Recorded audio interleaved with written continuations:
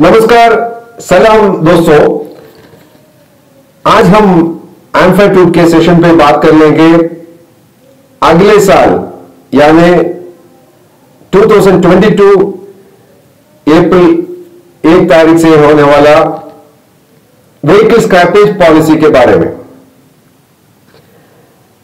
यह पॉलिसी आने के बाद हमारे इंडस्ट्री में बिजनेस पे क्या असर होगा, जो पब्लिक है उनका खर्चा बढ़ेगा क्या, ऐसे बहुत सारे सवाल होंगे।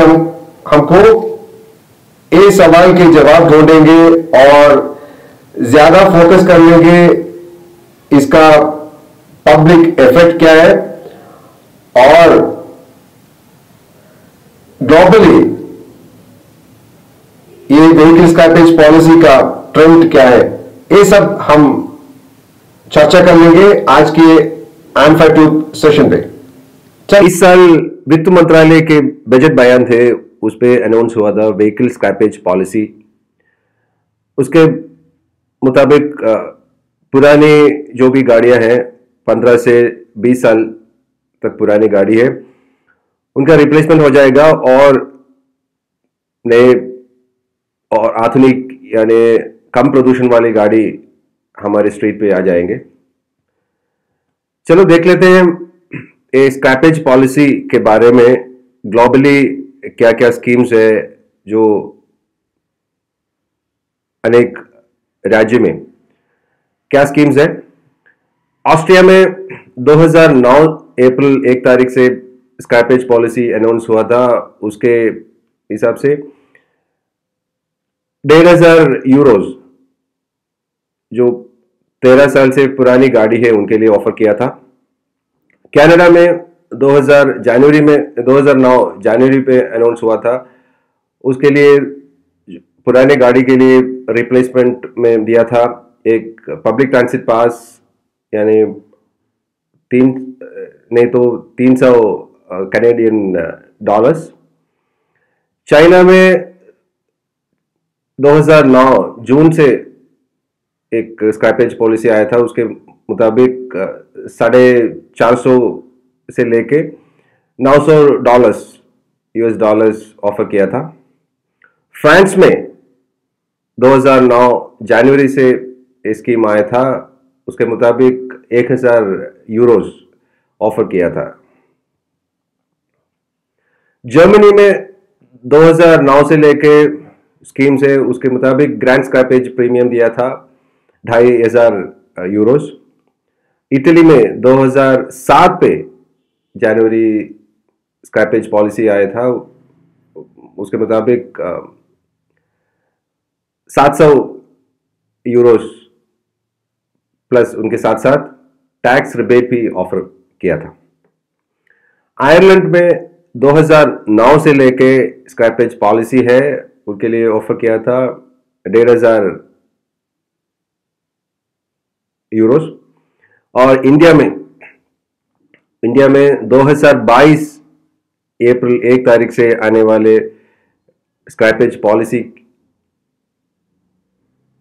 15 साल से 20 साल तक जो पुरानी गाड़ी है उनके लिए फिटनेस टेस्ट वो मैंडेटरी हो जाएगा गवर्नमेंट ऑथराइज्ड फिटनेस सेंटर में, जो पब्लिक प्राइवेट पार्टनरशिप में चला जाएगा।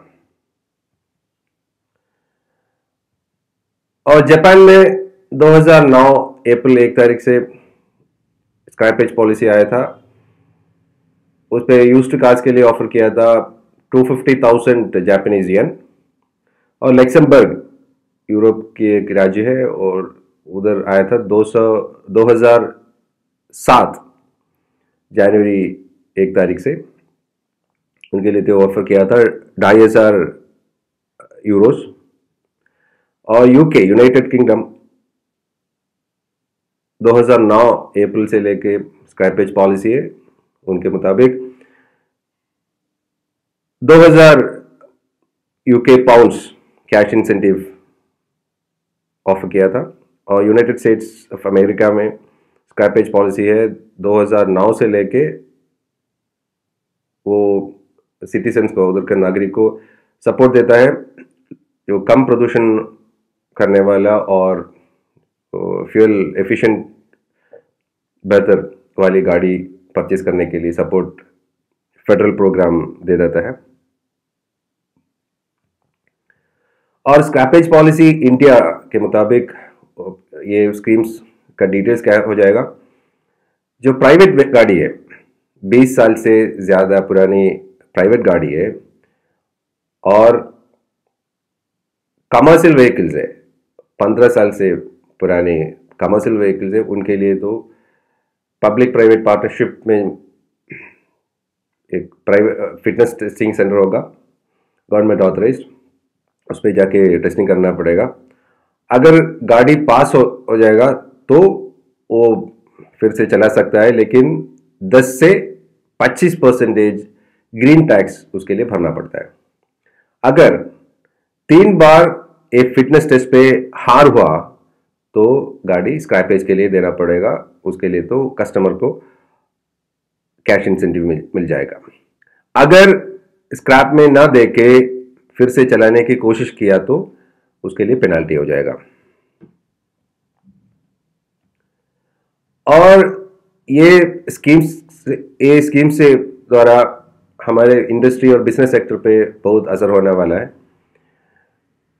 बहुत सारे नए गाड़ी का जो फ्यूल एफिशिएंसी बेहतर है और कम प्रदूषण वाले गाड़ी है, उनका सेल्स तो बढ़ जाएगा। हमारे मंत्रालय के अनुसार 1 करोड़ व्हीकल स्क्रैपेज में जाने की संभावना है अगले साल, और ऑटोमोटिव के कई कंपनीज को इसका बहुत फायदा मिलने वाला है। और ग्रीन टैक्सेस असल में क्या होता है, ये पेनल्टी है और टैक्स है जो पुरानी गाड़ी के लिए वो भरना पड़ता है। रजिस्ट्रेशन सर्टिफिकेट और फिटनेस सर्टिफिकेट रिन्यूअल करने के वक्त पे ये भरना पड़ता है। वो 15 साल से पुरानी गाड़ी प्राइवेट व्हीकल है, यानी 8 साल से पुराने कमर्शियल व्हीकल है, उनके लिए ये ग्रीन टैक्स देना पड़ेगा।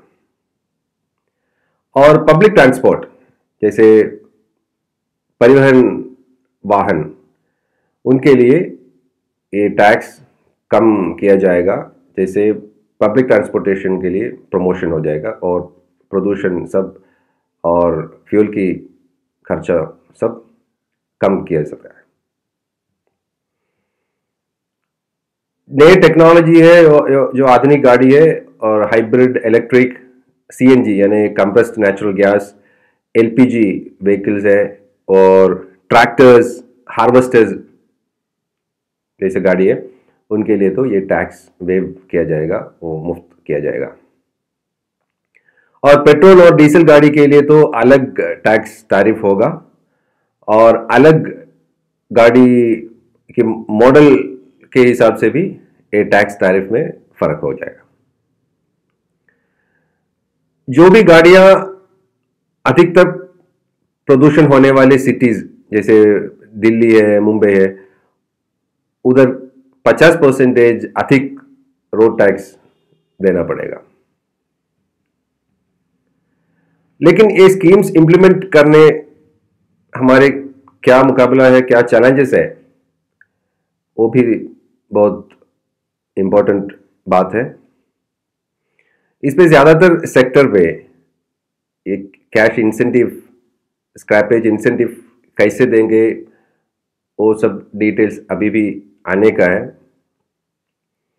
इंडिया जैसे जो कम पर कैपिटा इनकम में चलाने वाले राज्य है, इसी देश पे कंज्यूमर्स हमारे पुरानी गाड़ी को स्क्रैप करने की इच्छा नहीं करेंगे, स्पेशली रूरल मार्केट में उनकी इच्छा नहीं होगा। तो उन जैसे कंज्यूमर्स को, कस्टमर्स को कैसे हम मोटिवेट कर लेंगे, एक चैलेंज है। और ग्लोबली मैंडेट है कि 85 से लेके 95% स्क्रैपेज रिसाइकिल करना पड़ेगा। तो इंडिया में स्क्रैपिंग इंफ्रास्ट्रक्चर जो बहुत कम है, ऐसे कमी इंफ्रास्ट्रक्चर में इतने ज़्यादा स्क्रैपेज, जैसे 1 करोड़ से ज़्यादा स्क्रैपेज है, वो हम कैसे संभालेंगे वो एक बहुत बड़ा मामला है।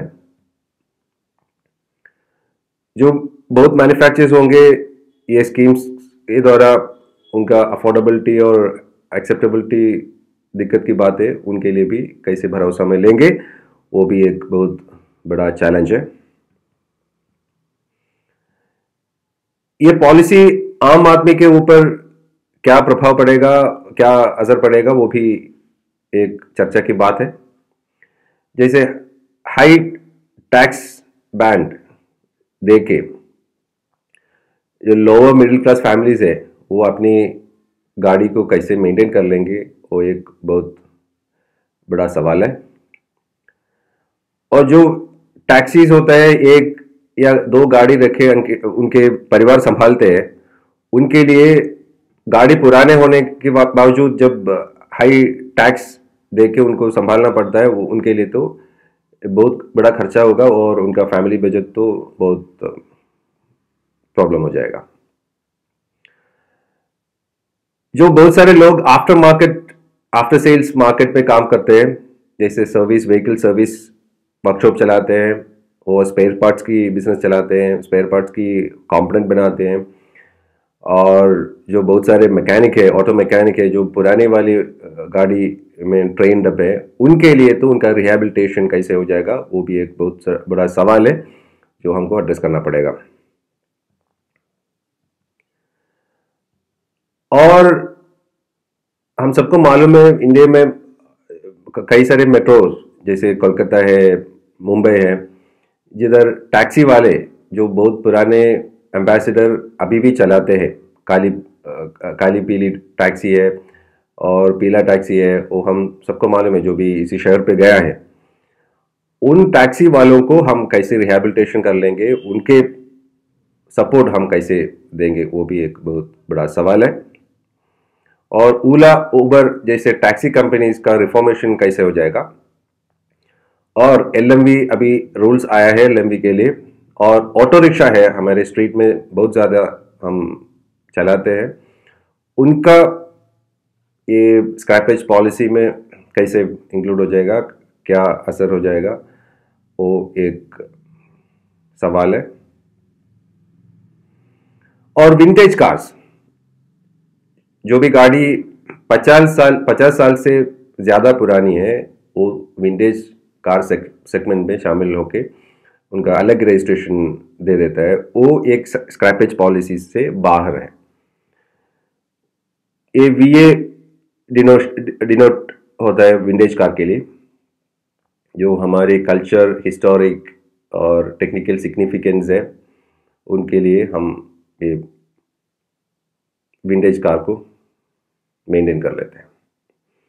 उनका रजिस्ट्रेशन प्लेट्स का फॉर्मेट होगा XXVAYY, जिसपे XX होगा स्टेट कोड, और VA denotes vintage car, vintage vehicle, and YY होगा उनके लिए एक सीरीज नंबर।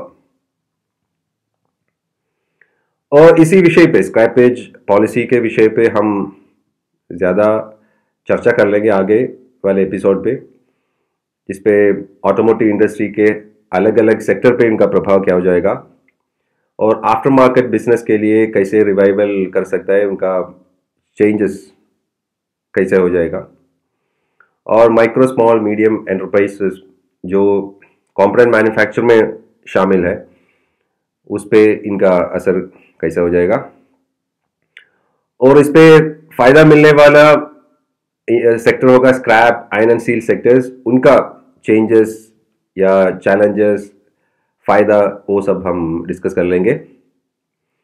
और ये पॉलिसी के द्वारा कितना बिजनेस मौका और एम्प्लॉयमेंट, नौकरी का मौका, और यानी बिजनेस के मौका कितना ज़्यादा हो जाएगा, कितने बढ़ेगा, वो भी हम आने वाले एपिसोड पे डिस्कस कर लेंगे।